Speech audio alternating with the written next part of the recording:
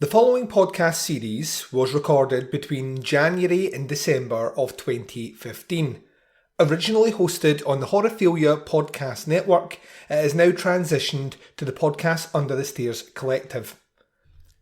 Myself and Andy Blockley would like to extend our gratitude once again to Jason Lloyd at the Horrorphilia Podcast Network for giving this podcast an opportunity to stay on that network for a couple of years and accumulate hundreds of downloads and great communication with legions of fans.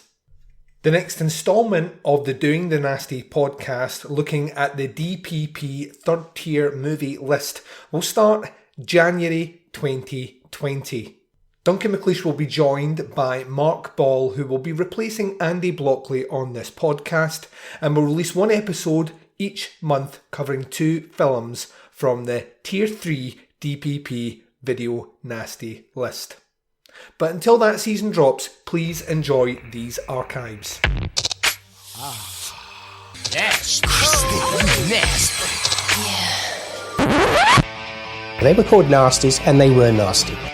Some of the things that we've seen are so horrific.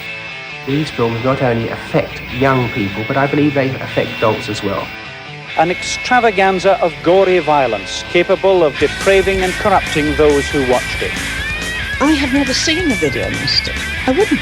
I actually don't need to see what I know is in that film.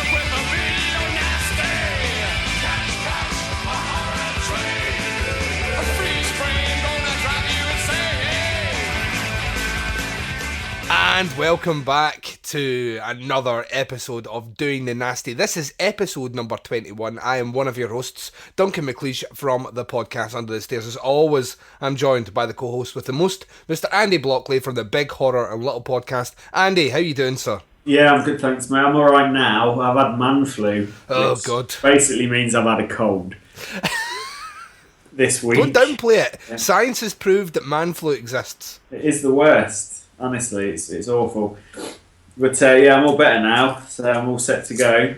Yeah. What have you been up to? Anything interesting? Hey, a lot of movie watching, and this is like busy season just now for bands. Like one of the sites that I contribute to deals with music, kind of punk rock metal stuff. Yeah. And all the American bands, every year, it's about October, November, December, all decide that this is the best time to come to Europe. So they'll book European tours. So I've been incredibly busy and will be for the next 4 or 5 weeks. I think I've still got like about 12 gigs to go to in the next 5 weeks. Yeah. So it's full on with that and trying to keep on top of watching movies for Halloween and watching movies for podcasts. Yeah, it's pretty busy. It's pretty busy, but I'm not going to complain too much. You can't complain that you're getting to interview some of your musical heroes and get to see movies that you really wanted to see all year. So, I mean, it's not a hardship, you know what I mean? You were just telling me earlier as well you're going to go and watch Crimson Peak in a bit. Right after the recording of this, I am heading out to see Crimson Peak. It's been on my... Since Del Toro announced that he was coming back to do a horror movie, I think that was like about a year and a half ago, maybe 2 years ago. And then the details trickled out that it was Crimson Peak, and it had Tom Hiddleston, who's an actor that I think is... moving away from the Marvel stuff as an incredible actor. He's great, yeah. Not to downplay his Marvel stuff. I know he's good at what he does in that, but he's not playing a cartoon character. He's actually playing like a proper character. And at the same time, people like Mia Wasikowska, who I think is also a phenomenal actress, getting a chance to see them in a movie together directed by Del Toro, and it's a ghost movie. I mean, it's just like Christmas has come early. Yeah, man, it's going to be good. Yeah, I can't wait. Cannot wait. Well, we also watched something last night that we kind of both sat down at the same time to watch. Yeah, that was fun. Fuck me. Yeah, right, so we knew we'd eventually have to talk about this, and to be honest with you, I would argue now that, Andy, me and you are in a better position to talk about this movie now than we would have been if this movie had come out last year. Yeah, I'd say so, yeah. And the reason behind it is the amount of cannibal movies, FYI, one of them is going to be on this show tonight, the amount of cannibal movies we have had to watch, Italian cannibal movies, by the way, that we have had to watch while doing the Video Nasties list has been fairly exhausting. Yeah. Right? And we knew it was coming. Eli Roth did The Green Inferno. It's his homage to those great movies. Well, I use great in quotation marks. Great movies from the 70s and early 80s. The cannibal subgenre of horror. And this was his loving hug towards that genre. I mean, it's no surprise that things like even calling the movie The Green Inferno, it's a direct reference to Cannibal Holocaust. Yeah. Cannibal Holocaust himself is a movie he loves. He's apparently very friendly with Ruggero Deodato, so he even dedicates the movie to Deodato. At the very end of the credits, he says, por Deodato, so that's for Deodato. But neither one of us had high expectations for this, Andy. Not at all. I mean, going in, I knew it was going to be a very typical setup. I'd watched the trailer. Eli Roth doesn't seem to be very good at writing dialogue. He doesn't seem to be very good at writing likeable characters. Mm-hmm. But I was expecting that, so that was fine. I thought the setup was fairly decent. Just a bunch of dickheads going to think they can save the world. And then the main kind of plot point that I really appreciated was these guys go out and they disguise themselves as these workers who are kind of bulldozing the rainforest. Mm-hmm. And they disguise themselves as these workers so they can kind of infiltrate the camp without being spotted and then basically chain themselves to the bulldozers like in a protest. And then when they kind of end up escaping and getting on a plane which then crashes, which is in the trailer, when the cannibals capture them, the cannibals think that they're part of the working team that are bulldozing the forest, which is obviously why they're incredibly hostile towards them. So I appreciated that. And I kind of thought that's great because there's the language barrier there and there's no way you can possibly explain, hang on, we're activists, we're not really the workers, we're on your side, sort of. So the setup was kind of good and not a lot happens for the first sort of 45 minutes, but then we get to this incredible scene and we should probably tell the viewers that you were about 15 minutes ahead of me watching this. Yeah, I thought we were watching it at the same time and I was getting confused by how you were so optimistic and I was the pessimism was slowly starting to saturate through my messages back to you. And I was like, is Andy not watching the same things? And then you would send a message back saying, all right, I've just seen this bit. And I'd be like, I'm but I think we can talk about scenes. I mean, we'll warn everyone because probably it has literally leaked online, so it's probably only been out probably not even a week by the time this goes. Yeah, we'll try. We won't. I'd say we don't spoil the end, but we'll focus on. If you have not seen Cannibal Holocaust, then I would skip the entire intro of this. So join us back in about 5 minutes. Because I need to fucking rag on this, and I can't rag on it without being very specific about certain scenes. Right, so leave us for 5 minutes if you've not seen the movie, return, and I will make sure Andy will be finished by then. Okay, so we get a scene, they're all basically captured, and they get the fat guy, pretty much, because he's obviously the meatiest, and they kind of lay him on a table, and I don't think he really knows what's going on. He's given, I think he's what he drinks is like a drug, which... Yeah, they give him sort of, some kind of almost like an anaesthetic kind of sedate, they sedate him, basically. And then the chief kind of tribeswoman just rips his eyes out, eats them, rips his tongue out and eats them, and then while he's still alive, they all just chop him into bits. And it's KNB, who are obviously pretty good at effects. Now, I was a bit annoyed because there's a scene earlier on where a guy gets hit by a plane propeller in the head and it was horrendous CGI blood, and I thought, hang on a minute, this is supposed to be like good effects, but then when they kind of tear the guy apart, it's practical and it does look pretty good. And I text Duncan and say, holy fuck, like this is great. So because I literally thought, right, here we go. I knew I was going to be in for a slow start-up because these kids are in America and for it to kick off, they've got to be in Peru. So I knew it would take a while to get there, but then I thought, here we go. This is it now. There's about 40 minutes left. This is going to be fucking ace. The next kind of thing that starts happening, after this guy has just watched his mate basically eviscerated in front of him and eaten, he decides to start masturbating. Yeah. Furiously masturbating in the corner. Yeah. And it's like, what the fuck is this? And then he just comes out with some stupid thing. Oh no, it relieves stress. No, mate, you're not. It was weird. It was tonally very fucking strange because something horrendous had just happened, and it was almost like it was a comedy thing. And then before that, you've got a woman basically shitting herself as well. Yeah. And it's weird because these people go from looking like they're genuinely terrified to looking like they couldn't give a fuck. Mm-hmm. Within like a space of minutes. It's really weird. Like considering what they've just witnessed, do you know what I mean? Because they don't necessarily know straight away that something horrendous is going to be happening to them, but then when they see their mate basically fucking torn to pieces, they don't seem that bothered, and he decides to have a wank. So that's fucking weird.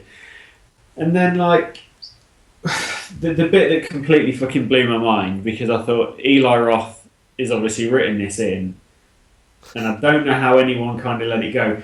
Well, like, one of them's bought some Peruvian weed. Oh, yeah. Fairly big bag of it.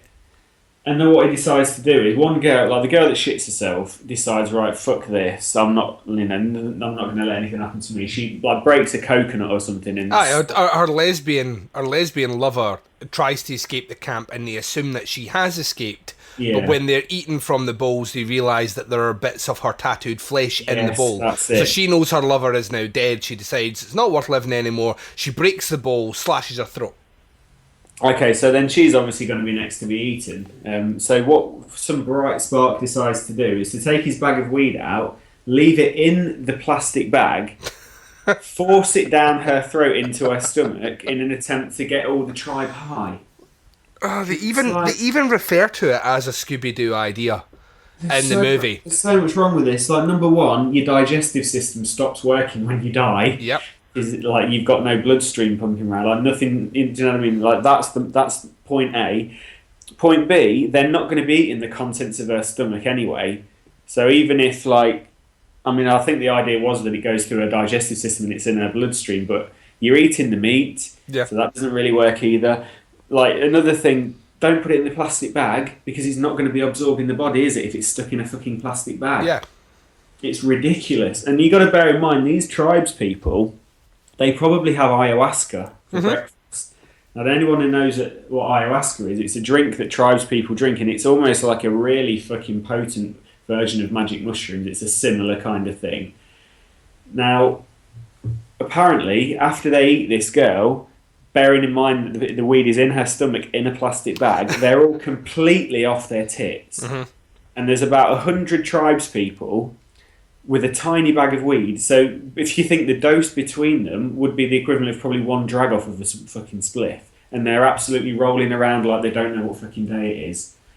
It's just mental, like, it's insane. And then this is the fucking worst bit. Apparently they're all stoned. They decide to start eating one fella, literally eating him alive, probably the most horrendous thing that could ever happen to you, being eaten alive. He goes, oh, they've got the munchies. I nearly turned it off at that point. But the only reason I didn't turn it off is because I wanted to watch the female circumcision scene that never fucking happens. Yeah. I think my issue with it is that, I mean, a bit... Older 1970s cannibal movies are tonally weird. We've discussed that before. We're looking at them and we're like, this seems a bit weird. Why are we getting this scene? And then why is this almost comedic now? And all the rest. I totally understand that. But you can chalk that up to those are the movies that came out in the 70s. That's how cinema was in the 70s. Yeah. When you do something as an homage to a genre that has passed, you don't just copy the exact beats of it, because if you copy the exact beats, you basically alienate. It doesn't work now. These things don't work now. This is why 80s slashers, the idea of an 80s slasher has never really worked that well since the 80s, because tonally it doesn't work. People have grown up in a different generation where entertained and amused by different things, so you're aiming at a really niche market. And all these weird... The shitting scene, the wanking scene, the munchie scene are all done right after pretty horrific things in the movie. So I can understand trying to inject a bit of levity into it. But to me, if I was him, I would have just went one step further and just made that a comedy. You've got to make it a comedy. That scene would not have looked out of place in one of the scary movie films. It really wouldn't, and I think that's when I was like... And I didn't hate the movie. I thought the effects were actually pretty cool. I thought the story was alright. I didn't think the story was amazing. I thought the pacing, even the 40 minutes where they were building up, flew in. I mean, it's an hour and 40 minutes. Didn't it? It had to happen that way. Yeah, but because when the film starts, it's a load of kids in America. Yeah, so but it's not going to be teleported to Peru. There's got to be a reason they get there. Exactly. but that all flew in really quick. It didn't feel like it was dragging its feet. We're going to be talking about a cannibal movie later on, which I think has huge pacing problems, and it's only an hour and a half. This movie's an hour and 40, and I thought I had no pacing issues at all. The script is awful. The individual set pieces, I thought were cool in some respects, but in other respects, it just blows my mind that when he was making this movie, he thought, right, I'm going to put this... The sequence of the guy getting cut apart is truly one of those more horrific side of things in horror I've seen this year. That's the most horrific thing I've seen all year in horror. That's literally the best horror scene. Because for me, the whole concept of you're basically you're captured... Mm-hmm. And you're seeing almost like a little premonition of what's going to happen to you, aren't you? You're watching, like your mate's just been torn to pieces, had his eyes pulled out while he's still alive, and that's basically going to happen to you in about a couple of days, and that's horrendous, right? So you've got that, and then someone wanking a minute later, and if someone's about to eat you alive, as if you're going to go, oh my god, he's got the munchies. Yeah, it's just It didn't work for me. It didn't work for me. Like I say, I think we both came in about the same rating. About I said it was about a 2.5 out of 5 for me. You said it was about a 5 out of 10 for you. So that's not like the same rating. It's not an awful film. And the thing that's annoying me is that as soon as they kind of crashed and the tribe kidnapped him, the part of me which was the bit that had been repressed by this movie is not going to be all that great because Eli Roth and all the rest kind of came out and was like, this might actually be pretty cool. And then you get that scene with the guy getting cut, and I was like, he's done it. He's fucking done it. Yeah. I don't know how he did it, but he's done it. And I could feel myself smiling, and then within 2 minutes I was just like, nah, this is... They copped out basically, like they talk about female genital mutilation. Loads in the movie, and then you get a scene where it looks like it's going to happen, and I just want to stress, I don't want to see a woman's genitals be, mutilated, but at the same time... Andy, there's sites for that. And the classic tropes of horror, if you show a weapon, that weapon must be used. It must be used. Yeah. If you show a fucking wood chipper, someone needs to go to the wood chipper. You know what I mean? That is just that is textbook horror. You need to use it. If you spend the first 10 minutes of a movie talking about female genital mutilation, and then you build up a sequence which is built up twice in the movie that it's going to happen, then you expect it to happen, and for them to then 180 on that and then move it to that just felt... I just thought, you absolute pussy. Go for it. This is your platform. You've copped out, mate. Yeah. What would Deodato have done? Deodato cut off a man's knob on screen and impaled. Had a woman raped with stones. You know what I mean? This is whose movie you're doing an homage to. This is the man that you're dedicating this movie to. Don't put silly humour in it, and don't cop out. Make it you did Hostel. Hostel didn't have any of that. It was like watching. It was like so frustrating. See if he just attacked it with the same ferocity as Hostel, or just made it a comedy, I wouldn't have any complaints. But because he tries to do a weird mismatch at the both of them, to me, I didn't know how I was supposed to feel about the movie. And when it finished, I was just... As far as I'm concerned now, Eli Roth can go fuck himself. I'm not watching any more of his films. I've watched Knock Knock this year as well, and Knock Knock was a boring movie. Yeah. Well, for me, like, Rach said she wanted to watch it because she likes Keanu Reeves, but I said, if we just watch the trailer, everything that happens in that movie is in the trailer. You don't need to see it. Like, I'm sure we'll end up watching it, but... Keanu Reeves is awful in it. Is he? Yeah, he just looks like once again, like some of those actors, he just looks like he does not want to be. The guy can't emote, and he's in the wrong role. But give me another John Wick movie. Yeah. You know what I mean? He's great in that, because he doesn't have to actually emote. Just doesn't have to actually act. Mean and moody in that. Yeah, which he's great at. He's amazed at that. Yeah, so... Aye. Now we've got that out of our system. Yeah. It's probably... 20 minutes into the show. It's probably best mentioning it. We have 3 movies to discuss on the show this week. We are going to be talking about Possession from 1981. Yeah. We're going to be talking about Prisoner of the Cannibal God from 1978. And Pranks, which is aka The Dawn That Dripped Blood, from Yeah. 1982. Oh, I think we just need to get into these, Andy. I think we just need to put Green Inferno to bed and talk about some nasties. Are you ready, sir? Let's do it. Right, so Johnny Krug's promo will play. Men will tell us, and women will tell us why Possession is a weird movie. And when me and Andy come back, we will tell you why we think it's a weird movie as well. We're going to discuss that movie right after this. Do you like movie reviews that are insightful, thought-provoking, and delivered by somebody who's trained to critically dissect every aspect of a motion picture without ever having to use obscenities? Then you've got the wrong show. Kruger Nation Horror Podcast is ready to feed your slasher movie and exploitation needs. There'll be more blood, expletives, and titties than you can shake your grandma's beetle flaps at. Visit www.krugernation.com. Possession by Andrzej Żuławski. It's a very perplexing cover. It was produced like this, apparently back to front. No one seems to quite know why. I mean, some people speculate that it was a printing error and, they just had to go with it. I always imagined that perhaps because the film is very strange and arty and weird and unusual, that somebody in the design department thought that would be a strange, arty, weird and unusual way of presenting the cover. Possibility. So yeah, it's a perplexing one, but it's a perplexing film. This is one of the films on the banned list that didn't spend very long on the list. It was kind of on and off, I believe. Goodness knows why it was on in the first place, but eventually somebody saw reason. I think a case was dropped against it, and it was given a re-release by VTC sometime afterwards with a different design using a different artwork, which was rather more conventional than this, but more attractive as well. One of the difficulties with this artwork, of course, is that it's all based around an image which the film builds for about 90 minutes to show you. The cover kind of blows that central image.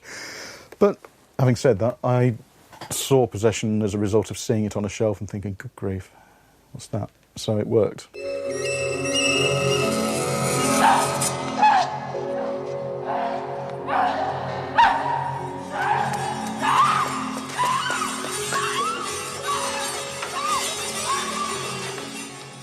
Oh, Mark, your wife keeps her own secrets. Make her talk to me. It'll be the way that she wants.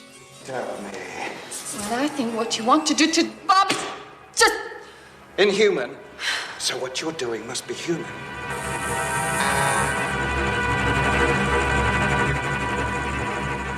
And welcome back. So, film number one of this episode is Possession, which is a French/West German film from 1981, featuring Sam Neill, probably be the most recognisable face in that. Isabella Gianni, they're kind of the main cast. Heinz Bennett as well is probably the third guy in this. Directed by Andrzej Żuławski, I'll say. This is a weird one. You switched this movie off to go and watch Green Inferno. I know, I did, yeah. At the end of watching Green Inferno, did you just wish that you just stuck with Possession? I did.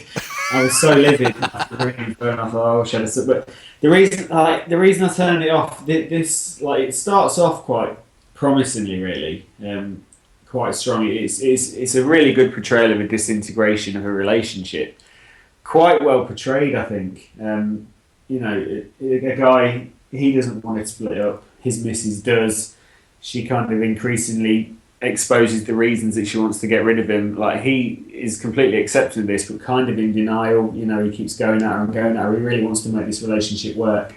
And then it just kind of gets weird. Really weird. We get introduced to the guy that she's having the affair with, and this is weird tonally as well. Yeah, I'll come back to it. Yeah, I don't know if it's supposed to be tonally weird. There's just a scene that really cracked me up where they have a fight. I mean, this is kind of moving quite a bit into the film now, but they have a fight, and he starts doing some karate and stuff. And it just made me fucking piss myself. I watched an episode of South Park, series, I think from about the 18th season the other day. It just really ran, because there's a bit in Team America when one of the goodies goes to have a fight, they throw down their weapons in typical kind of 80s style, and he goes, Keach! winds himself up for a fight. And in South Park the other day, like just completely out of the blue, Randy, Stan's dad, just like does this really weird like arm pattern thing, goes Keach, and it's like punches someone. And the guy in this does this like weird karate kick, and the next minute his leg is almost up behind him, touching the back of his head. And it just made me fucking pissed. Because I thought, what? I don't know what that is. And that's almost like comedy for me. Mm-hmm. And then it kind of goes back to absolutely like fucking like manicness. And I don't know, I can't work out if the acting's good. I think she can act quite well, and she look, there's a dual role for her. She's playing two parts in the film. Mm-hmm. So the contrast between the really nice, cheerful, happy version, which is like the different character, and then Sam Neill's wife, who's basically like insane, is the best way you can really put it. She's insane. And he's insane with grief from the fallout of this relationship. But it gets to the point where there's so much kind of wild shit happening. The best thing I could kind of compare it to is somebody just literally standing 2 inches from my face, just going ah. But that's how you're supposed to feel. Yeah, that's the on some level, Andy. That's the right. The guy has done his job. I'll just quickly touch on a couple of points. The director, when he did this, was going through a horrible, messy breakup himself. He'd basically been ostracised and removed from the country where he called home. He had been forced to move to France. His projects he's working on weren't going anywhere, and this movie is born of that. This movie is born of desperation. It's born of frustration. It's born of pain and agony, and is birthed from a relationship which was destroyed, a very intense relationship which was destroyed, and it permeates right through this fucking movie. I mean, it's like everything about this movie screams to me. If you've ever been in a relationship with someone that you know, as far as you were concerned, this person was the person for you, and you were so madly in love, and then that person rejects you.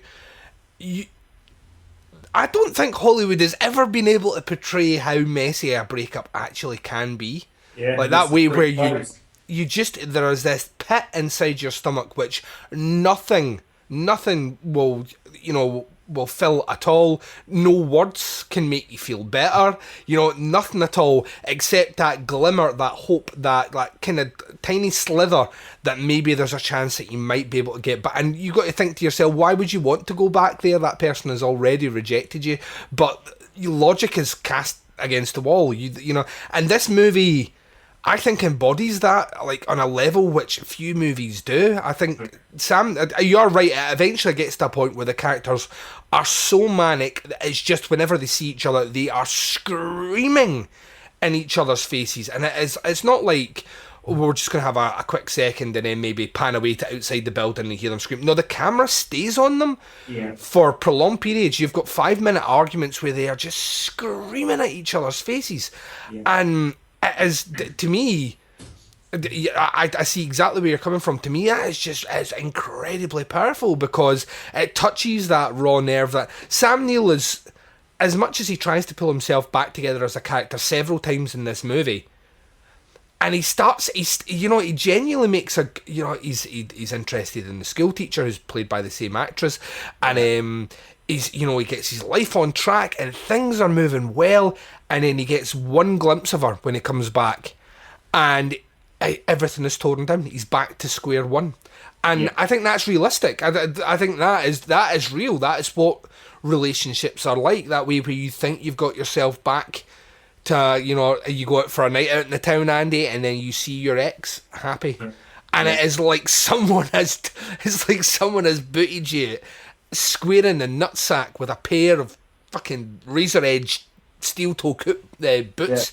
and it's horrible. And I think this movie covers that really well. The thing that kind of brings this, because people will be like that, I don't understand how two people arguing could be constituted a nasty. There are other things that happens in this movie. She is building a lover, so to speak. She isn't really building a lover. She has been, we can assume, hypnotised by a creature who is basically like an octopus. is like a tangly, tentacly sort of creature who is consuming people very much like Frank does in Hellraiser. Sort of thing, isn't it, as well? That. Yeah. And basically,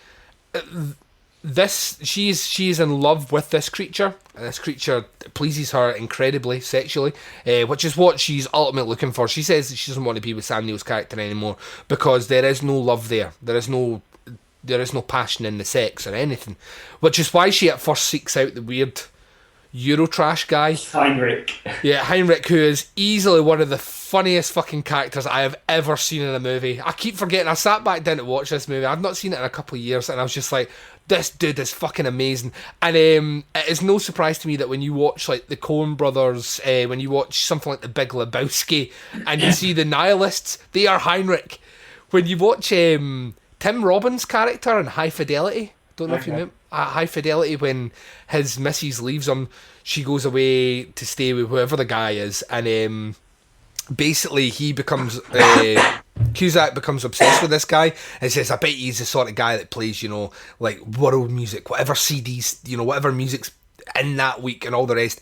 And you meet Tim Robbins' character for the first time, and he is Heinrich. He is Heinrich. He is exactly the same character. It's this almost cartoonish idea of wealthy sort of European elitism, almost to an extent. The people that collect art because art means that you're important. The people that have travelled all over the world and gone to live with the tribes for a couple of weeks, and these sort of things. He is that character, and as such, he is fucking strange. His karate is awful. When he shows up drunk at Sam Neill's house and he's just spinning around up and down the stairs, just talking gibberish. Yeah. And what I love about that scene is the shoes on the other foot. When Sam Neill appears at his address, he is like besought and he wants to find her. And this guy is so smug, and she doesn't love you anymore and she's not here just now. He doesn't believe him at all. But when Heinrich appears, Sam Neill becomes infinitely smug, because he's like, now you're going through what I went through just a couple of weeks ago. The shoe is now on your foot. Yeah. You handle it. And he treats him, he almost verbatim repeats the same lines that Heinrich uses. Yeah. I think that's wonderful as well. He is a weird character, but in a movie that has a giant tentacle creature that eventually assumes the identity of Sam Neill. This is her perfect creation. Her perfect creation at the end of it is an ideal clone, exact clone of her husband, but one that can please her. Yeah, it's all metaphor though. It is. That's exactly it. This is an art house movie. This is so art house. It is unbelievable. And it is all metaphor. But I get what you mean. It's like people that tell me... I've got a friend who once watched Inland Empire, the David Lynch movie. Yeah. And he sat in the house one Saturday, like Saturday lunchtime, and shoved on Inland Empire and said he didn't like the movie. However, for the next 2 days, he felt like the most depressed he'd ever felt in his entire life. Okay. And he didn't know why. Didn't know why. Yeah. And it's the movie. Okay. It's the movie. It has this, like with all great kind of art house pieces, like if you watch something like, I've said it before, if you watch something like Requiem for a Dream or Antichrist, there is this foreboding tone that's kind of in the background, almost subconsciously, that makes you feel the way you do after those movies. That's why they stick with you. And Possession, that feeling that you had of people screaming in your face, on its most basic level, is what the director is trying to put forward to you. He's trying to put forward, and the fact that you are like, it gets to the point where it's all noise in my face. There's a lot of people that watch this movie and just walk away with saying, oh, it's a movie about a tentacle monster. Yeah. And it's totally not. That emotion, that raw emotion that is in your face, is totally the way you're supposed to feel about this movie. I genuinely think it's a phenomenal piece of work for the age of it as well, 1981. But I can totally see where you're coming from. You are in the majority, my friend. The majority of people I know that have seen Possession do not like this fucking movie. It's quite highly regarded though, It's about 80% on Rotten Tomatoes, and it's about 7.6 or something on IMDb. Yeah. It's not like, it's I think it is... I think critically it's quite highly regarded. I don't necessarily know when we're talking about the general populace. It's funny because I posted I was watching it. I'm saying that I don't know many people that like this movie, and I posted I was watching it on Facebook, and then a lot of our podcast friends started saying love that movie, and I was like, really? I've been speaking to you for 2 years and I did not know that you like Possession. Yeah, just really, really, really strange. But it's a really weird movie, and the ending's deliberately ambiguous. It's not the sort of movie you can just sit down and watch and enjoy. No.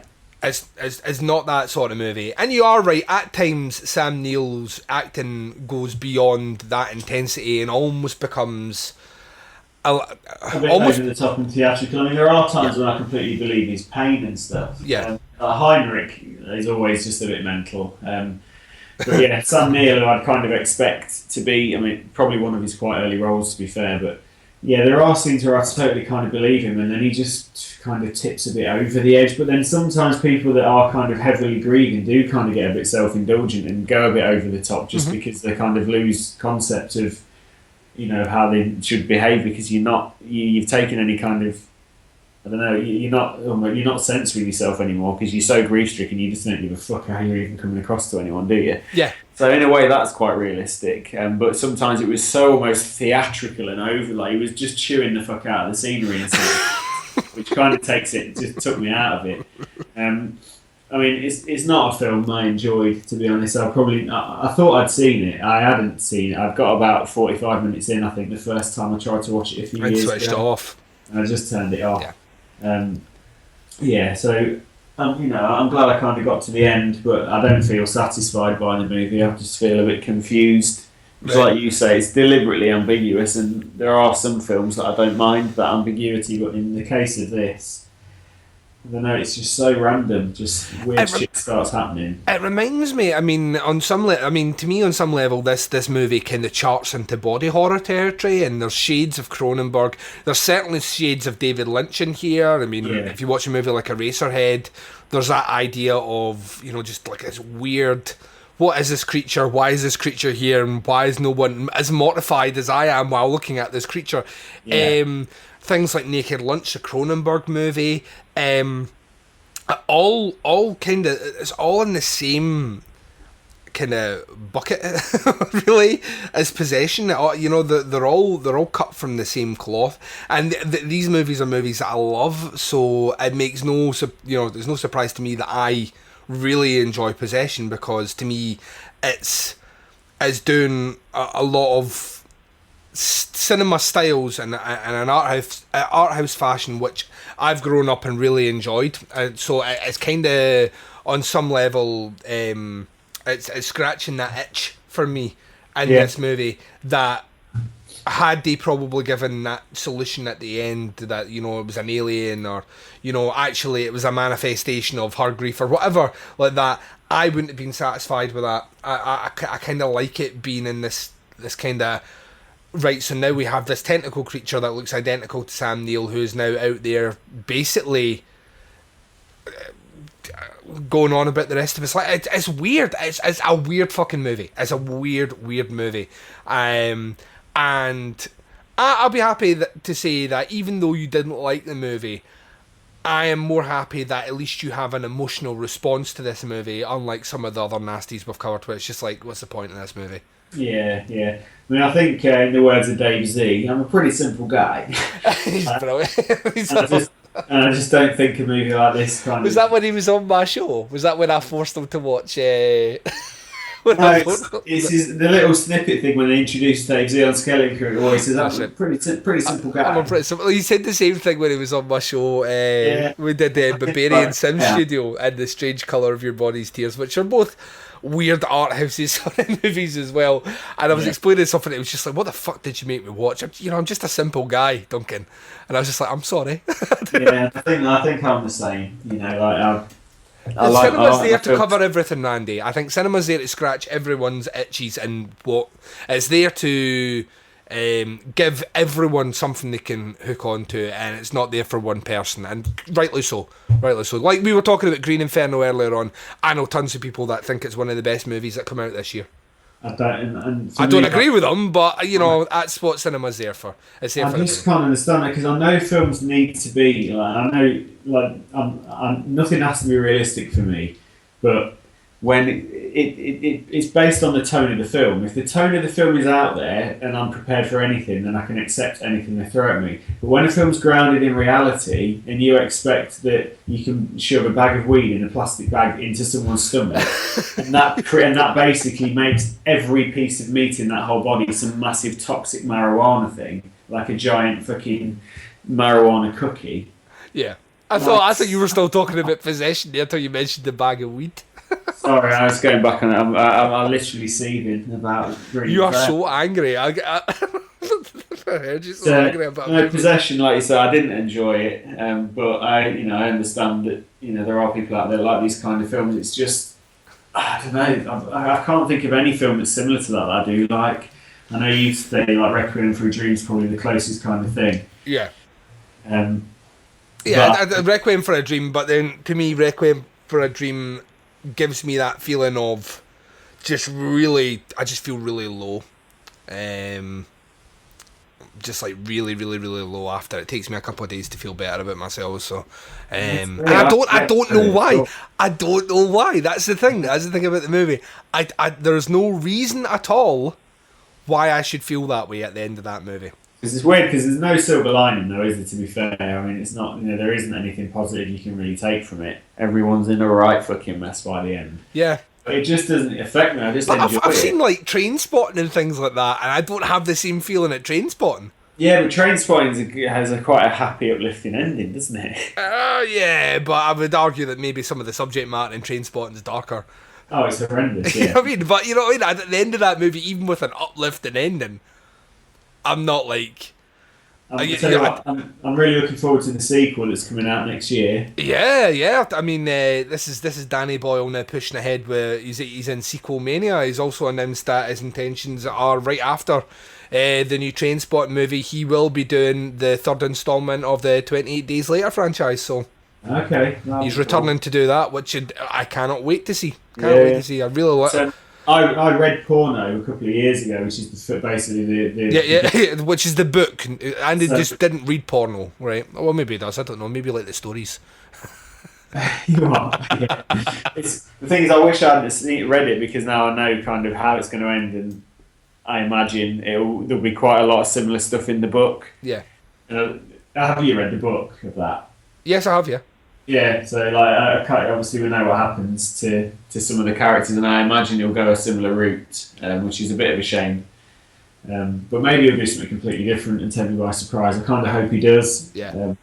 You never know. You never know. There's the thing about porno's set in the immediate aftermath, and there's quite a sizable amount of time passed now between, you know what I mean, between the movies. So I think he'll have to change certain details.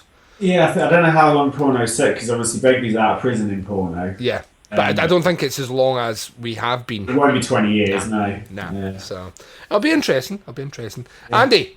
Yeah, let's rate this one then. Yeah, right. So to me, this is really difficult for me because there is some really pretty horrific imagery and gore in this one. However, that is it. Out with the screaming at people, you know, seeing bodies like flayed of flesh in a room and a weird tentacle creature probably isn't enough to give it any sort of serious grading from me at all. In the confines of what we've set up in this scenario, it's a slap on the wrist from me. Yeah, I'm the same actually. Because there is some weird shit. I mean, like in the subway, quite jarring when she's just going berserk for about 5 minutes. Yeah, it's really fucking uncomfortable. Really, really uncomfortable. Starts like stuff just starts, I think, coming out of her fanny, like all over the floor, and then she starts like bleeding everywhere. It's quite disturbing. For our American listeners, the fanny is the female reproductive genitalia at the front. Yeah. Not your arse, which the Americans call it that, and it's weird. Could have been coming out of her arse as well. We don't know actually. We're just guessing now. Yeah, but it's for that kind of thing, and it is just quite a jarring film, so I'd have to give it a slap on the wrist. Yeah. I don't think either one of us are going to say that it should have been on the list, though. No, it's a weird one why it was even kind of considered. I mean, they obviously came to their senses and decided not to prosecute, but Yeah, it's. I can see why maybe it was flagged up as just a very fucking bizarre film, especially for 1981, when obviously there's all these other films since that you've talked about, but they haven't happened yet. So this was. I'd say this is maybe one of the first films of this kind, probably. Yeah, I think it's. I don't necessarily think it's maybe. I think in terms of European art house cinema, there's probably a lot out there, but I think this was the first one that kind of had a higher profile. I mean, mainstream sort of thing. Yeah, like the main actress in this movie won Best Actress at Cannes that year for this performance, so that's pretty fucking huge. Yeah, and I think it's probably because of the duality of the performance. Yeah. She is very good at being a psychopath, and I think that kind of shows even more when you see her then as a completely normal person, just how well she can flick between those two roles. So yeah, I can see why she kind of got recognised for that, because it is quite an impressive bit of work. I don't know what Heinrich was doing. I don't know what no one knows what Heinrich was doing. Not even Heinrich knows what Heinrich was doing. No, I think he's probably drunk. A lot. Right, we're going to take a very short break just now. When we return, it's pranks. Andy is going to be leading the charge on this movie. This one could be a lot of fun. No, you're leading the charge. I led the charge on the last one. Oh, that's right. I'm leading the charge. This could be even more fun. You're going to hear some promos for shows on the Horrorphilia podcasting network, where you can exclusively listen to this show and some other incredible genre shows over on Horrorphilia. You're then going to hear some intellectual folks talk about this movie when we return. I'm going to kick us off. We'll be talking about pranks from 1982. Coming right up after this. Well, Gary, here we are. Somehow we made it through here. What? Where? We're in the sequel, of course. Sequel? What sequel? Well, Sloppy Seconds, the movie sequel podcast. Come on, get with it. Oh, that's right. Our podcast is exclusively about sequels, where the budget is bigger. Well, we don't actually have a budget. Get away from her, you bitch! But the action's more exciting? I don't know much about action. Hey, you got a light? Sure, man. Allow me, scum. The babes are hotter? Wait, there's babes involved? How about some of this? So tasty and hard and firm that it just melts in your mouth. Do the kills get gorier and more extreme? Kills? Did we talk about this?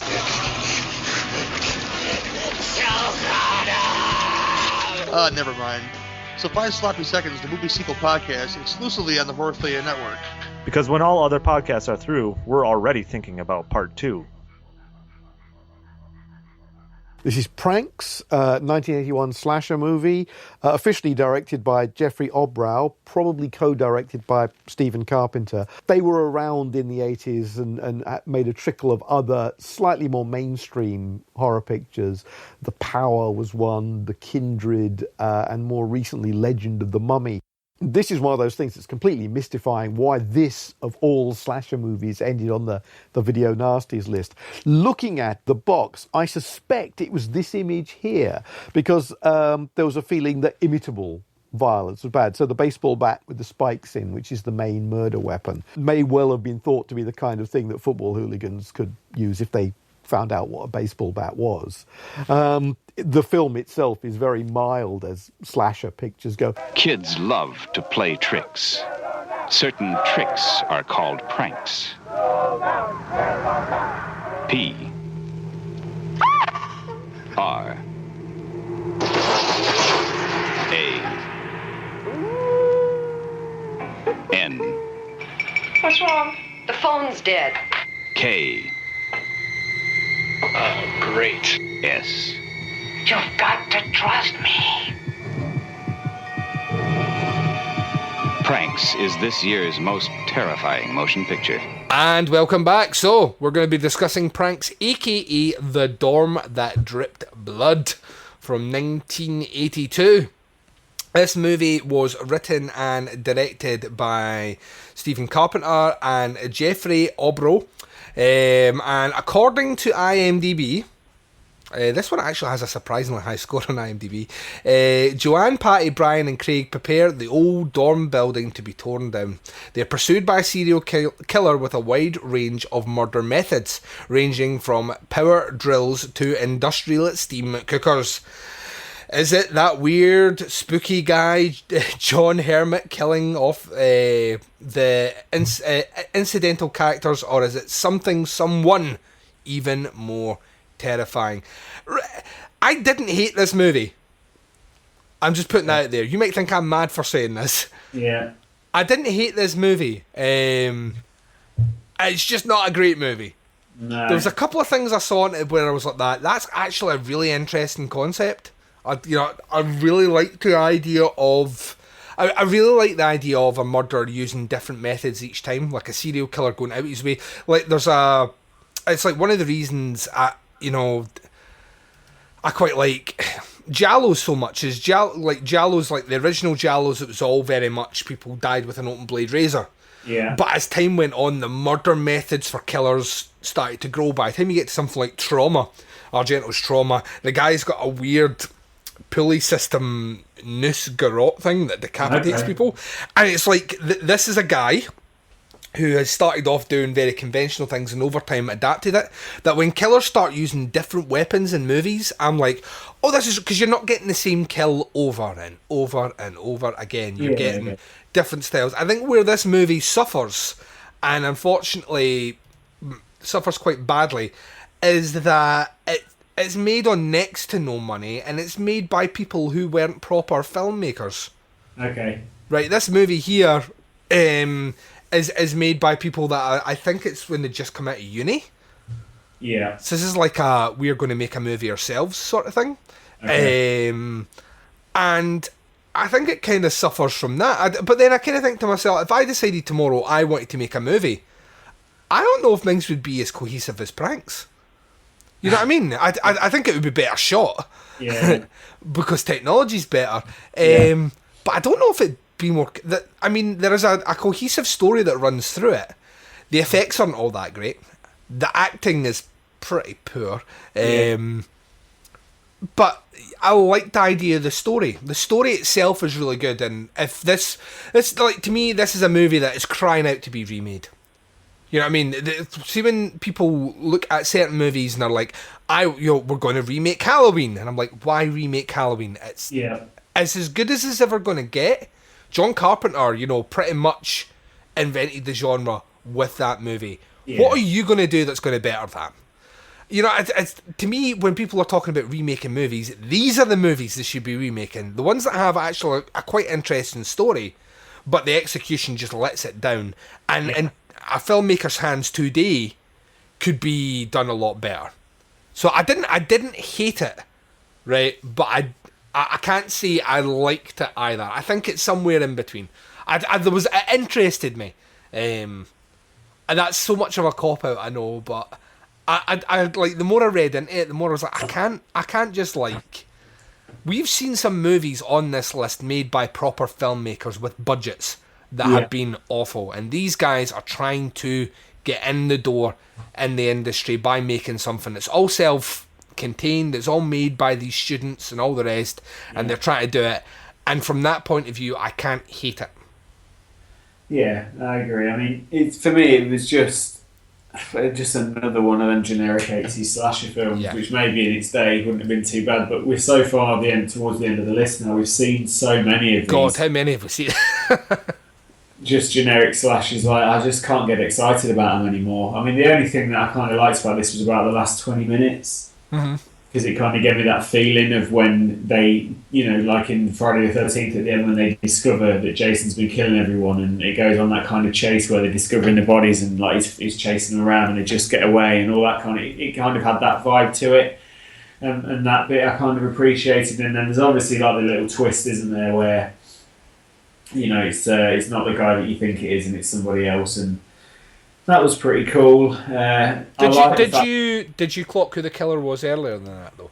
I don't think so. No. Did you not? Right. I think I picked up on it like maybe about 10 minutes before, and I don't know why. I think it was something like in his expression. I was like, "You're just a wee bit weird now." Yeah. Well, I mean, I appreciate the fact that they used a lot of different implements to kill people. I think the reason this was flagged up by the BBFC was because the front cover in the UK is like a baseball bat with nails through it.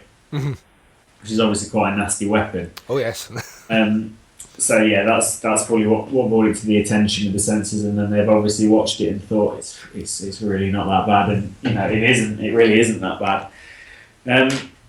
Yeah, it's just a bit slow and a bit ploddy. I'm really waiting for somebody to do a film, and like the closest thing for me, like the closest movie that's come to kind of being a really good sort of 80s slasher but set to sort of today was the remake of The House That the Town That Dreaded Sundown. Yeah. I didn't like that film because I hated the way it ended. But like the setups for the kills and the brutality of like when the girl jumps out the window and her ankle snaps, and that was a really good practical effect and that sort of thing. Mm-hmm. I really want something like that. I mean, for me, something like My Bloody Valentine remake was quite good. It's surprising. It's not. That movie sometimes ends up on a lot of people's shit lists, and I actually quite like it. I kind of think, well, what do you want? It starts off really strong. You get a really OTT but quite satisfying like hospital massacre that you don't get to see, and I like that. I like the fact that you don't get to see it. I like the fact that you just get to see the aftermath. And it's ridiculous. There's literally bodies in pieces strewn all over the place, but it kind of sets it up for me. That kind of made me go, yeah, like that's that 80s kind of really OTT kind of thing. And then I think you've got pretty good suspense in that film. You've got pretty good kills. You've got quite a sinister killer, in the miner's kit and all that. You've got a nice little twist at the end. You've got kind of good, like the acting's pretty good in it. It's shot well. So for me, like I just want to see something else like that. And this, unfortunately, is just the equivalent of just watching like another generic slasher that's been made today. There's just something missing from it. There's just something not quite right. And I think with a lot of these kind of films that we watch, it's very rare that out of all the 72 that we're going to go through, that one really pops out and I go, oh God, I can't believe I haven't seen that. Like you had Dead and Buried. Yes, yeah. Like a 30-year-old film that you haven't seen. You go, oh my God, like that film's been. I can't believe I've never seen that before. There's not really anything on the list, is there, that I've come across, that I've had that's had that effect on me. So it's like, if it's a good one, I will have watched it because I will have heard about it and I will have heard people talking about it. And this is just another one of those ones that I've heard about, but I've never really heard anything that good about it. So I've never watched it, and now I've watched it, I kind of think, yeah, that's why I've never bothered. I don't feel like I missed out on it. So. I think there's been moments where you've been like, actually, like when we watched, I think right at the very start when we watched Absurd, and both of us was like, this is a slasher movie we've never seen before, that both of us actually kind of really dig. Yeah, I really like the Halloween vibe of it. It was like total. It felt like watching Halloween, and we were just like, this is, and I think I know we're going to cover a lot of this in our final episode, but I think I was kind of expecting a lot more slashers like that, because there is a huge pit in my knowledge of slasher movies, just because in America, especially the very late 70s, very early 80s, there was so many of them made that just never made it over here, like at all. And it's one of the reasons I dig Johnny Krug's show so much, because Krug seems to be able to come away with movies I've never heard of before. He talks about them and I'm like, I need to see this movie. Well, that's it. The thing is that Johnny Krug makes them sound brilliant, even though they're probably not. He's got the gift of the gab. Yeah. But yeah, he talks about like slasher movies I've never seen before. So there is a huge gap in my knowledge there. And there are so many slashers on the list, obviously because of the time period. Yeah. And there haven't been many that I've seen yet that I've been like, this is the slasher movie that I wish I'd always seen, that I never knew about. And there have been movies out with that. Dead and Buried is a great example of a zombie movie, which I think is very clever. Nightmares in a Damaged Brain is kind of a slasher movie that's a bit different that I thought was quite interesting. But I'm like you, I don't think there's been anything really that has wowed me to the point where I'm like, this going through all these movies has highlighted how inept my knowledge of certain horror genres were. So yeah, I know what you mean. It's kind of middle of the road. It's not slightly less than middle of the road slasher. A cool premise, just terrible execution. Execution. Sums it up, really. Yeah, I'm gonna have to say as well that it's a case dismissed from me. You think? Yeah, I'd like even the gore. Is there one particular kill that you would think merits it beyond? Beyond slapping up to slapping the wrists? Yeah, probably not, to be honest. That was what I was thinking about. I was thinking, yeah, there's a lot of it, but in terms of kills we've seen in other movies, it's quite tame in comparison. And it's not the premise of the kill is not tame, it's just the execution of the kill is tame. Yeah, it's not disturbing in any way, is it? It's not particularly gory. I mean, like I say, the kills are quite inventive and like executed well. Some of the stuff could have been really horrendous, but it's not, is it? So yeah, I think I'm probably gonna have to agree with you. Case dismissed. I mean, and it was in a way dismissed, wasn't it? You know, they did try and prosecute it, and they went, no, yeah, not for this one. We won't bother. Just kind of looked at the guy and went, "Did you watch this movie?" He's gone, no, I just looked at the front cover, mate. And I'm like, you're an idiot. Oh my god. Yeah. So, and neither one of us are saying it should be on the list then. No, definitely not. This is. I mean, if you're really into your 80s slashers, maybe give it a watch, but don't go into it thinking you're going to see anything different or special, or you know, it's just run of the mill slasher from the 80s, and it's not that good. Yeah. Right, we're going to go on and talk about our last movie. Now, I don't know about you, Andy. We have not talked about cannibal movies enough on this show yet. Yeah, and I thought we'd done with them because we're now at P. But apparently not. Apparently they'll try and swing that in anywhere. So yeah, we're going to take a short break. We're going to return with our final movie review of episode number 21. We'll be talking about The Prisoner of the Cannibal God from 1978. You're going to hear some promos from Horophilia. You're going to hear some learned, educated folks telling you about this movie. And then Andy will return and he's going to be full of enthusiasm about this cannibal movie, I hope. I am actually. I've got quite a bit to say about this one. Yeah, hopefully one that doesn't involve pig fucking. I'll be in there. I'll be in there. There you go. That's what the pig said. We're taking a break. We'll be right back. Didn't even notice, mate. The pig didn't even notice. Just continued eating whatever he's eating. We're going to be right back right after this.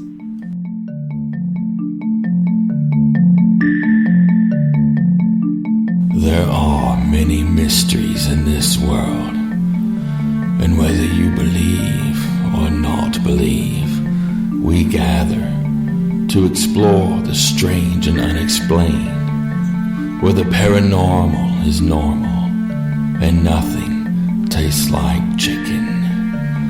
We are Mysterious Boom! Exclusively on the Horophilia network of podcasts. Prisoner of the Cannibal God. Or here, Prisoner of the Cannibal God. I think in America it was Slave of the Cannibal God, and in Italy, Mountain of the Cannibal God. In their language, Rarami means Mountain of the Cannibal God. All of which was the same movie directed by Sergio Martino.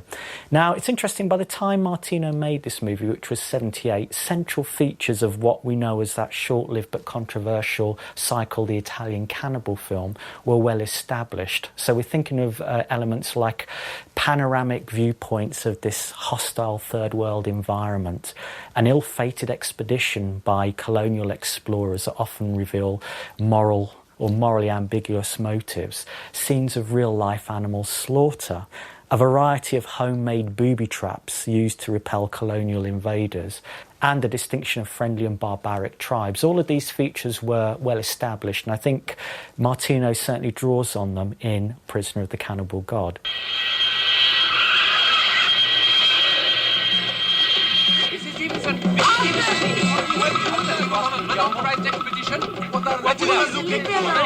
This is the Russian State Radio. Please help me.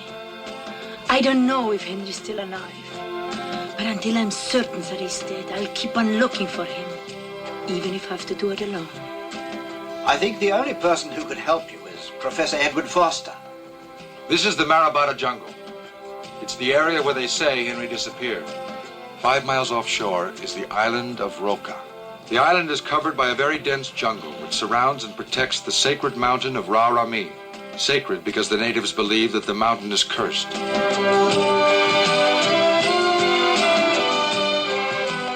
And welcome back. So, movie number 3 to today's episode, Prisoner of the Cannibal God. Mountain of the Cannibal God, it's also called. There's a couple of foreign names as well. This is an Italian movie from 1978, directed by Sergio Martino. I love Sergio Martino as well.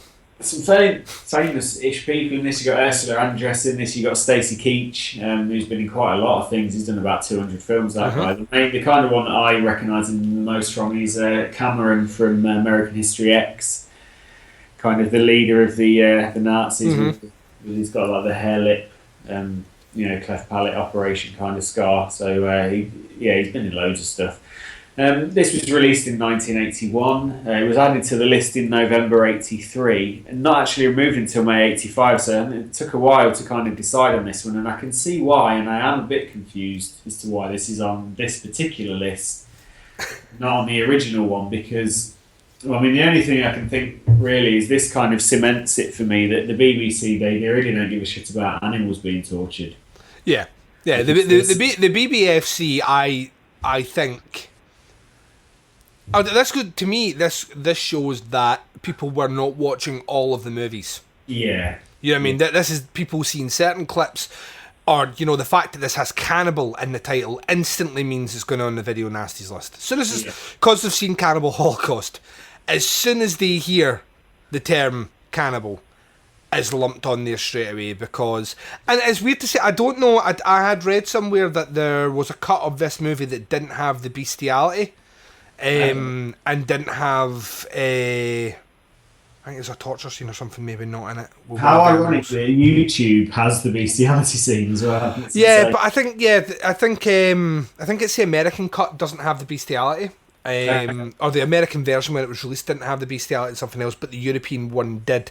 So I would like to think that when this movie made its way to the UK, it was the European cut that we got, which meant the bestiality and all that was in it, which means that was what the the BBFC etc. were looking at. So Andy, you have the floor, sir. Please tell us about this movie, and then I'm going to come back and I'm going to see how upset I was to see Martino's name against this movie, because he's a director that I have a fondness for. Okay, well, Susan Stevenson, played by Ursula Andress, is basically trying to find her missing anthropologist husband in the jungles of New Guinea. So that's why we're there. That's kind of why we are where we are. But this follows the very similar, pathway of all these kind of cannibal things, showing us really unnecessary, horrific animal torture just for the sake of it. And to be honest, it rivals Cannibal Holocaust, how nasty some of the stuff is in this. There's a horrendous killing of like a really large lizard creature that they basically like slash down the middle and they pull its insides out while it's still alive and thrashing around, and then they skin it. I'm assuming it's still alive at that point as well. Really fucking unnecessary and really horrific kind of animal suffering there. And I know, I'm sure that's kind of what they do in the jungle, because that's how they kind of try to get away with it in these films. If they pass it off as that's what tribes people do. And so that doesn't make it right though. There's certain parts of the country where women get buried up to their head in sand and stoned to death. It doesn't make it right just because it's tradition or it's culturally acceptable in that country. And for this, it is just like indulging. It's almost for me like it's just wank fodder for people that are a bit fucking like they're borderline psychopaths. Mm-hmm. The only kind of people that are going to enjoy watching something like that. It's really not anything that's kind of entertaining. It really does make you want to look away. There's a really similar scene to in Ferox, where they show a monkey really being slowly crushed to death by a boa constrictor. That does take a couple of minutes. The camera doesn't kind of pan away. It really focuses in on the animal's eyes as well. Like you can see like the poor monkey's eyes. I'd say with an animal, the thing that kind of most connects it to a human is the fact that it's got eyes, and you can almost see what's going on, can't you, when you look an animal in the eyes, especially like a dog or a monkey. Do you know what I mean? It's like you can. So that's quite disturbing. Again, like that kind of thing. It doesn't need to be in the film, and I think you were telling me like the director didn't want it in the film, did he? No. Sergio Martino did not have these animal torture sequences in this movie at all. It was the studio, the distributors in the studio that actually demanded that he put them in. Okay. So, which makes sense to me because when you look at Martino, in a lot of respects, mirrors the career of people like Bava, to maybe less of an extent to Bava, because Bava never really went that. Bava never did a cannibal movie, but people like Fulci or Argento, and that these are like proper like directors, hones of their craft, did everything, did comedies, spaghetti westerns, did horror movies. I mean, Martino's name was really solidified as like a powerhouse of Italian cinema when he started doing giallos, and his giallos came out not long after the Bird with the Crystal Plumage. He did the Case of the Scorpion's Tail, Torso, Your Vice is a Locked Room and Only I Have a Key, which is about to be released by Arrow, actually. It's part of the Black Cat box set along with Fulci. Okay. So, I mean, he did those movies, so for me to see that guy go from making those sort of movies at the beginning of the decade, and at the end of the decade he has made this movie with all this horrible animal violence in it, the two don't equate to me. They don't marry up. And then a bit of reading, basically he came out and said, he did not want them in the movie and they were put in against his will. So, which it's shitty for him. But then I kind of think to myself, you take the animal violence and all that out here, this movie is even more boring with less to talk about.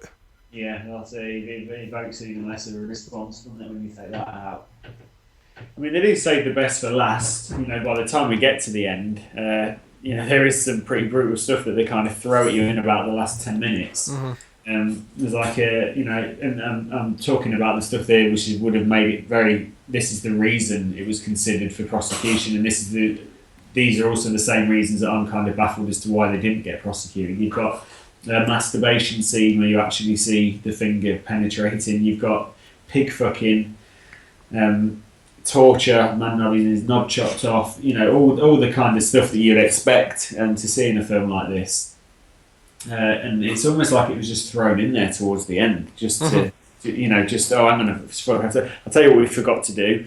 We've not done a knob chopping, we've not done some torture, we've not done any kind of pig shagging. Let's throw it all at the audience in the last 10 minutes, and then they'll have, and that's going to be the thing that you remember, isn't it, in the film? Yeah. I am really confused as to how this is not on the original list. I know we're kind of skipping ahead to our grading, but I think this is the main kind of talking point about this: is how can a film like this, with that kind of content, when you compare it to the other films that didn't make the list, what was it about this one that made them go, nah, that one's fine? It's shagging a pig. They've cut someone's penis off. It's not a problem. I don't really understand what it was. What do you think? I don't know. I genuinely don't know.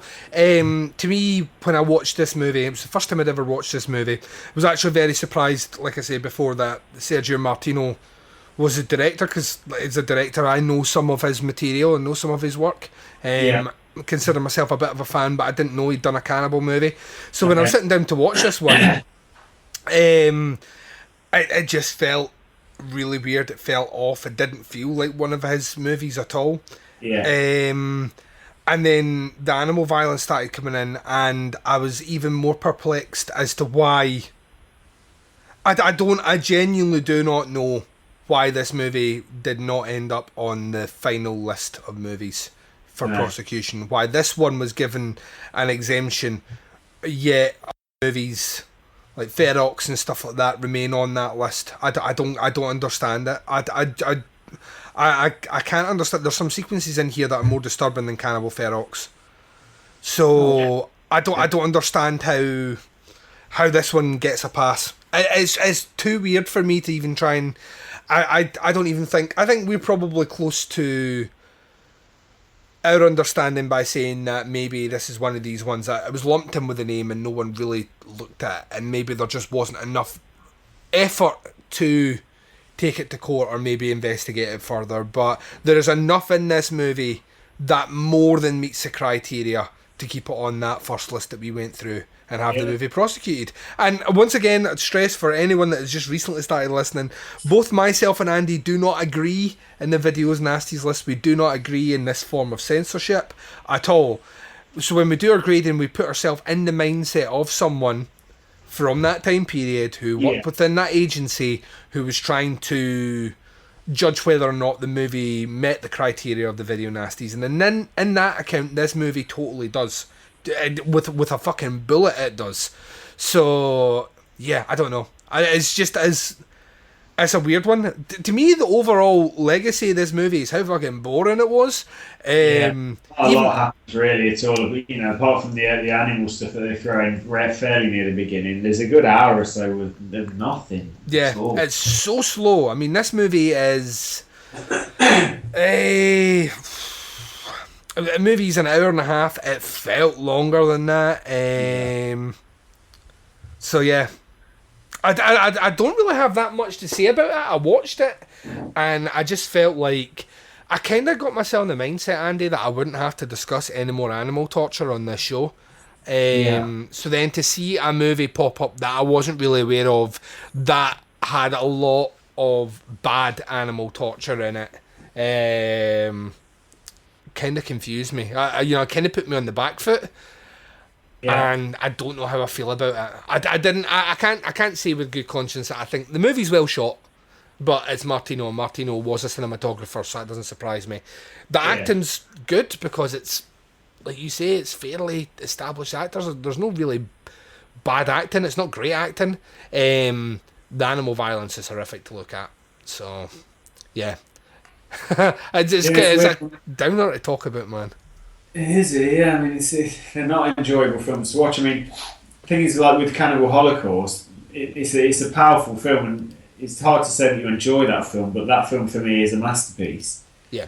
It is great, and these are, I mean, I can't say that this one is copying Cannibal Holocaust, because I don't think it is. It's not, is it? It came out first, but it just doesn't do it anywhere near as good. And there's so many other films that they've got the horrible content, but it's lacking everything else that kind of puts it together as a really cohesive, interesting piece of film. It's just they're just throwing horribleness at the screen just for the sake of, just to be controversial. And then it's weird just going one more time back to Green Inferno. Like, we've watched now probably 6 or 7 cannibal films that have all got more horrific stuff than a film that was made 2 years ago.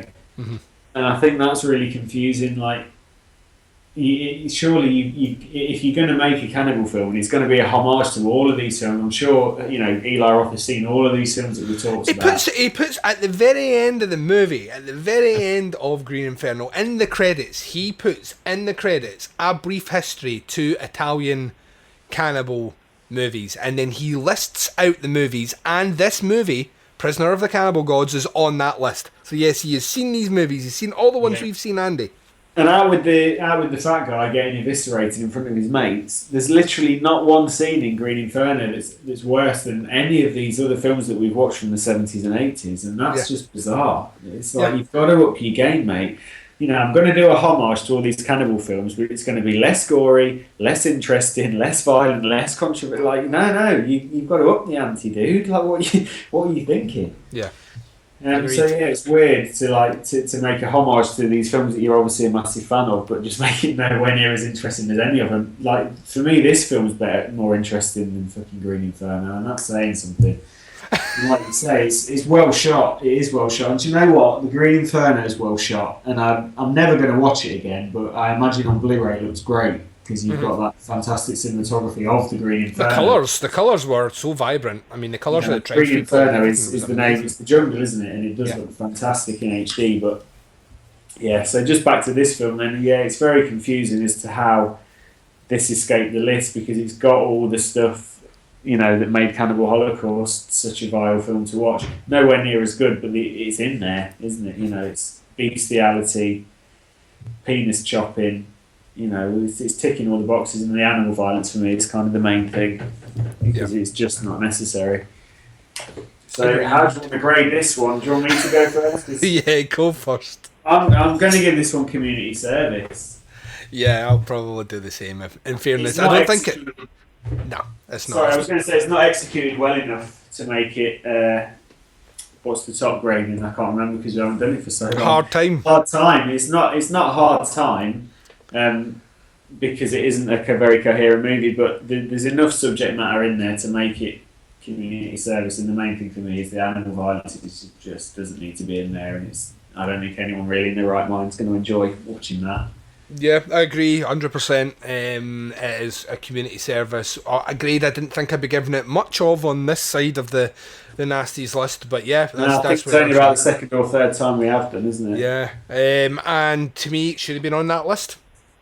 No, I can't believe it's not on the original list. I'm quite baffled, but like we've said time and time again, it is confusing as to what does and doesn't make the list. And this is just another example of what were they thinking. I really don't get it. Yep. Yeah, so Duncan and the Cannibal God, give it a go if you're curious, because it is another one of them cannibal movies. But Andy Clark will watch it, you know that much. Andy Clark will watch it. And his little face holding up his copy of the movie that he won. Yeah, it did make my day. It did make my day when I saw that. He looked so happy. He looks so happy, but yeah, I mean, fair play. He's getting, Arrow releases and he's getting them for free. So it's that thing, isn't it? I'd be doing the same. I would be doing the same. But I just imagine his wee sad face watching Prisoner of the Cannibal God. Yeah. Andy, send us a photo of your face when you're watching a lizard being ripped to pieces while it's still alive. We're going to put them side by side. Yeah. It's going to be our new banner. Yeah, we should, all the different faces of Andy Clark's watching all these films.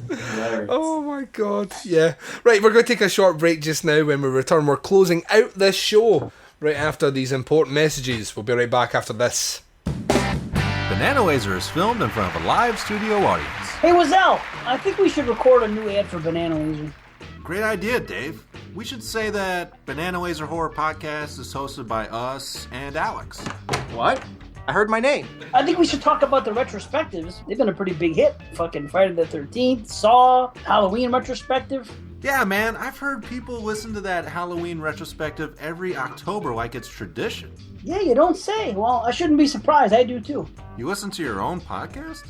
Yeah, our shit is that damn good. Yeah, man, we should also say in the ad we hope to introduce horror fans to something new, whether it's a movie they haven't heard of, or look at other films in a new way. Yeah, we could talk about our walking through the 80s specials we did when we covered the 80s movies. We could talk about rolling through the 70s. We could talk about you doing mushrooms. Yeah, we can. Are you writing this down? Writing? What are you two talking about? Yeah, and the ad should say all the technical stuff too, like you could find our show and its full archive on horrorphilly.com, iTunes, Stitcher, YouTube. Is there anything else? I don't think so. I think that's... Oh, well, hold on. We could talk about Banana Bites, because no one else does it. It's the in-between-episodes. Yeah, all about horror news, releases, and of course with our witty opinions and observations. Ugh. Yeah, shit. Perfect, man. I think that should do it. This new ad for Banana Laser is gonna be awesome. Oh, that's what you guys are talking about. Can I be on it? No. Banana Laser wins every time. And welcome back. So you've been listening to Doing the Nasty Podcast, episode number 21. We looked at today, we looked at Possession, we looked at Pranks, and Prisoner of the Cannibal God. I mean, from your point of view, there wasn't a movie you really enjoyed at all this week, was there? Not really. No. No, I mean, I think you'd recommend Possession to anyone that really likes that kind of, weirdy David Lynch sort of... Oh, yeah, definitely. Definitely. If you've never heard of Possession before and you like something a bit strange, a bit art house, a bit weird, you're a fan of Cronenberg or Lynch, then, yeah, this movie should be on your list and you should check it out for sure. The other two, I wouldn't really recommend. At all. So, yeah. Yeah, it's just for the completists. Obviously, if you're adamant that you want to watch all of these films and just get them watched, and it's really bizarre that you can get the Prison of the Cannibal God completely uncut on YouTube, pig fucking and all, which is strange, crazy to think. It's really, really, really strange. What I would like to do though is take 2 minutes at the end of this show. I know he's not going to hear it for ages because he's going back through the shows from scratch. However, we, in the last 2 weeks, got a new listener to the show. The guy is called Chris Brown, and he's joined our Facebook page, and I've been chatting to Chris through Twitter. Thoroughly bloody nice guy. But he too did a Video Nasties podcast. So he finished his back, I think it was maybe about 6 months before we started ours. And after doing the podcast, I believe this is a chronology. I think he did the podcast first, then he released a book. Which you can actually buy. So, a fascinating podcast, actually. I've been going back through and listening to it. Going back listening to the ones that we've already recorded to hear his take, and he comes at it from a completely different perspective than what we do. So he actually looks at the filmmakers and people involved with the movie as opposed to looking at the movie itself.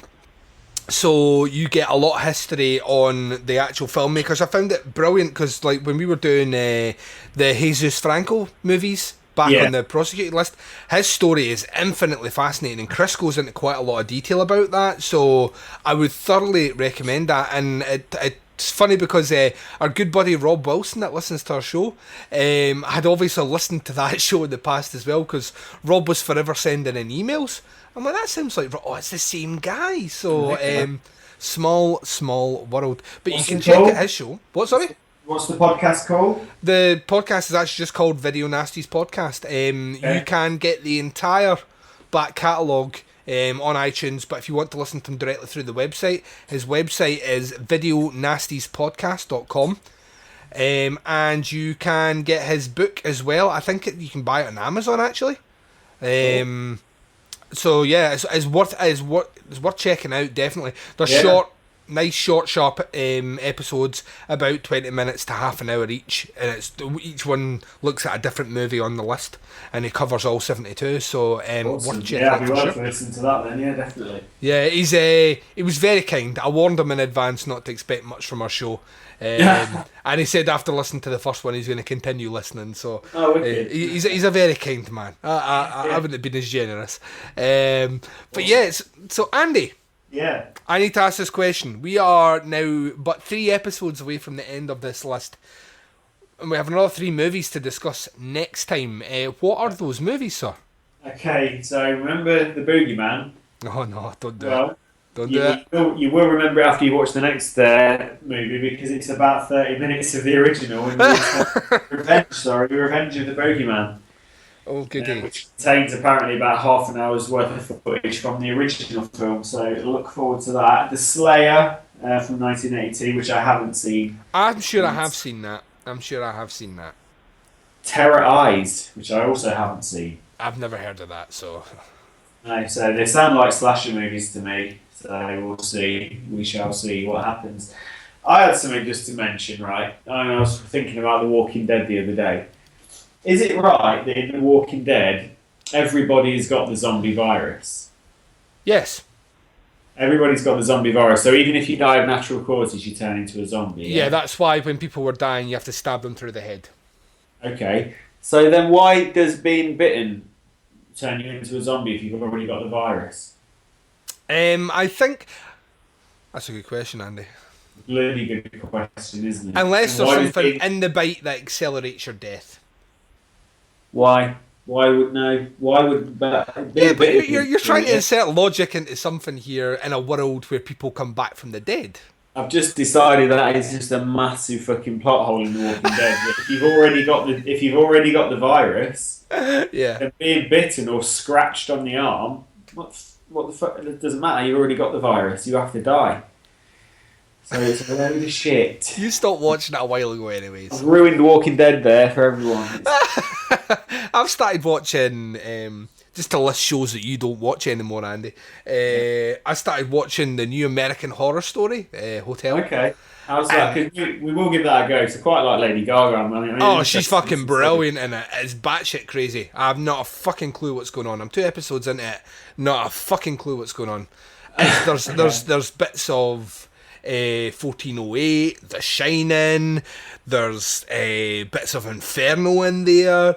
It's a weird fucking show, and they're obviously covering things to do with. There's a kind of a play on the H.H. Holmes serial killer character. It's weird. It's just very, very weird. The first two episodes have been slightly longer. They've been like just over the hour mark in length. And yeah, I'm digging it. It's weird as shit. I would say it's probably their most batshit season to date thus far. But there's enough in it. I couldn't stop laughing. You'll probably laugh as well. And the second episode is a character from Freak Show that appears back, a recurring actor, and he played Dandy in Freak Show. I don't know if did you watch Freak Show at all? No. Half of it and then bailed. So right, Dandy was the killer. Dandy was the guy who was like the aristocratic man boy. Oh yeah. Yeah, he returns, but he plays this kind of he plays this model, right? Have you ever seen Hook? Yeah. Right, remember Rufio? No. Right, Rufio. No. No. Well, it looks like Rufio. See, when you see him in the show, type in Rufio to your Google thing and try not laughing. He looks like one of the Pan kids, like real the hair and everything. I couldn't take him serious. Right. Could not. I was like, you're just Rufio. Fuck it, mate. We started watching Homeland actually. Oh, it's so fucking good. Yeah, we did like season 1 in about 3 days. Oh right, I thought you meant the new season. So you're going from scratch. No. Dude, what a fucking show! You're gonna love that show. Like seriously. Yeah, we're loving it so far. We're about 3 episodes into season 2. Yeah, it's great. Really the only one I didn't really like, and I get sometimes weird looks like this, and it's not because I say don't really like. I don't think it's as good as the other ones. Is season 3. Okay. Season 3 for me is a bit of a. They do something in season 3 they need to make that show survive, and I'm quite happy that they do it, but it doesn't happen till near the end. And then season 4 is phenomenal. In season 5, the first 2 episodes are out, and me and the wife have watched them, and we're just like, this. It makes me anxious watching it.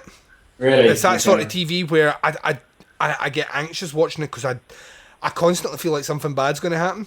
Do you know what's weird, right? And I don't know if this is normal, but I really wanted him to blow all them people up in the first season. That isn't right, Andy. That is not normal. You're right. You're an evil man. The Video Nasties podcast has. No, they're all American Congress people, and I was like totally on board with the fucking terrorists. I wanted to. I was really annoyed. I thought, oh, brilliant! He's actually going to do it. Do you know what would happen in your world if that had happened? What? That the whole country where that terrorist had come from would be wiped off the planet. Yeah, true. But it's an American guy though. But an American's done it, so it's fine. Yeah, but no, it doesn't matter though. It'd be like this guy has been converted by the evils of Islam. Now his country must be wiped out. You know what I mean? I wasn't thinking that far ahead. I just wanted to see. Like, I wish you were too busy thinking about how the zombies bite people and kill them in The Walking Dead. Yeah, like this might sound like treason, but like I wish Guy Fawkes had succeeded and blew up the Houses of Parliament. Oh, Scotland's been wishing that for years. Not treason on this show, so that's fine. No, awesome. No, you're in good company here. Yeah. Okay. No, that's fine then. So yeah, we're just into season 2, and yeah, I think that's really great. I started Mad Max marathon yesterday. We watched the first one, and I think I messaged you, didn't I? Basically, because I'm really into. I've got like 7.1 speakers at home, so I'm really into watching stuff on my surround sound. And obviously, with Blu-ray, you get the DTS master audios or the True HD transfers, which is basically uncompressed audio. Because the size of the Blu-ray is so large, they can afford to have uncompressed, basically sort of theatre, cinema quality sound.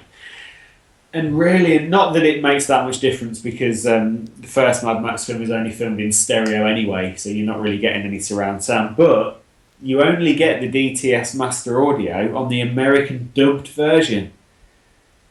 And it's really fucking bizarre because I was like, as we were watching the film, we were flicking between the dubbed version and the Australian version, and it doesn't sound any different. Why did they have to dub it? Like, is it not they dub Max? I think, is it not? They dub everyone. Is it everyone? I thought it was just Max. No, it's everybody. All right. Every character in there has got an American version of themselves, like speaking over it. And do you know what? It's not bad dubbing, actually. It's pretty good. Even Max is good. It doesn't. I don't know if I've ever seen the dub version. I think I've only ever seen the original version. Yeah, it's on the Blu-ray now because it defaults to the dub version. So, like, if you just press play, you'd be in the dub version, like, automatically. That's the one that it defaults to. So, I think it might have even taken you a while to notice because the lip sync is pretty good and they're quite good at emoting. It's not like one of them Japanese movies like Ichi the Killer where they're absolutely, like, the dubbing's fucking awful and there's no there's no feeling behind their voice. They can't emote any kind of emotion. The dubbing's actually pretty good.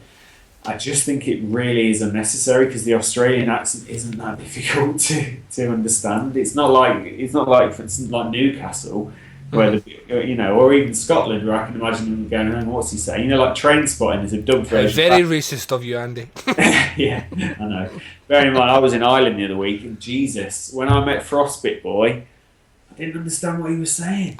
Yeah, that's probably one of the greatest pictures ever that has existed on the internet now, my friend. His little face. He's just so happy. He's just so happy to be standing beside Andy Blockley and vice versa. And not as happy as I was. I was like, oh, brilliant. I don't know if they paid him. I know they paid his taxi and stuff. I think they gave him some cash for turning up. But he just turns up at weddings. And he was just gdancing with all the nanas and stuff. He's a really good sport. So yeah, I'm watching Mad Max. I don't. It's weird. I don't want to have a go at our American listeners or anything, but Ex Machina it's not Ex Machina. I've heard about 3 podcasts now where they refer to it as Ex Machina. Ex Machina. Right, isn't it Ex Machina? Ex Machina is actually a term I think that predates the word machine. Okay. I think it comes from Latin, I think. Right, no, it's just... So I think its proper pronunciation is Ex Machina. Right. But I don't think you're wrong for saying Ex Machina either. Okay. So yeah, that just made me laugh because I thought, hang on, is there something in the English language that is just a massive problem? Because Australian is really similar to English, isn't it? The way they sound their vowels is just slightly different. Isn't it? Yeah. So instead of good, it's more like g'day instead of good day. It's not really that hard to understand. So it just made me laugh that Max was... And I said to Rachel, look, sorry about this. I said, I'm going to have to eject the disc and make sure it's not the same in Mad Max 2. Because the difference between watching it in just the normal compressed Dolby compared to the master audio uncompressed, it's a massive fucking difference. Yeah. Mad Max 2 is in 5.1 surround sound. So I thought, I can't watch that in dubbed. But I really need to watch the proper HD sound, and luckily, it's only the first Mad Max that they do it to. The second and the third and the fourth ones are all fixed. Ah, cool. Thank God. So yeah, number 2 today. I think we're probably going to bypass number 3. Sacrilege!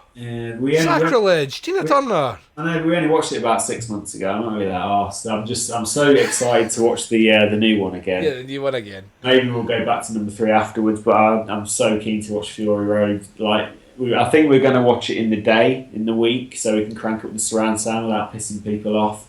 Because that film needs to be watched loud. Oh, loud as fuck, yeah. The subwoofer turned up fully, so we're shaking the plaster. Ruining the newly decorated bathroom. Falling off the wall and everything. Totally worth it. Totally worth it. Right, we are going to jump out just now. We are going to return in 2 short weeks. It's our 3rd last episode. The end is nigh, ladies and gentlemen, with another 3 nasty movies for your listening pleasure. Mr. Blockley, my good friend, would you like to say goodbye to the listeners? Yeah, bye, listeners. Thanks for hanging in there. Yeah, we hate Green Inferno. Bye! Bye!